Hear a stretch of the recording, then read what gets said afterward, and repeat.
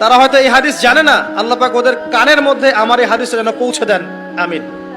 নবী সাল্লাল্লাহু আলাইহি ওয়াসাল্লাম বলেছেন, আমি মেরাজের রাতে যখন গিয়েছি তখন এক শ্রেণীর মানুষকে দেখেছি, ওদেরকে শাস্তি দেয়া হচ্ছে। কি শাস্তি? জাহান্নামীদের রক্ত এবং পুঁজ ওদেরকে খেতে দেয়া হচ্ছে। জিবরাইল আলাইহিস সালামকে জিজ্ঞাসা করা হলো যে এরা কারা? তিনি বললেন, এরা আপনার উম্মতের সেই সব ব্যক্তি যারা মাদকদ্রব্য সেবন করত। আল্লাহ রাব্বুল আলামিন তার হাবিবের মাধ্যমে জানিয়েছেন, যখন কোনো মুসলিম মাদক সেবন করে বা কোনো ব্যক্তি মাদক সেবন করে তখন 40 দিন তার নামাজ কবুল হয় না। এরপর যদি সে তওবা করে তাহলে আল্লাহ পাক তার তওবা কবুল করবেন ইনশাআল্লাহ।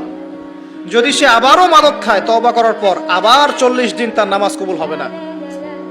যদি সে আবার তওবা করে আল্লাহ পাক আবার তাকে মাফ করে দিবেন। যদি সে আবারও মাদক খায়, আবার 40 দিন তার নামাজ কবুল হবে না। তারপর যদি আবার তওবা করে, আবার আল্লাহ তাকে মাফ করে দিবেন।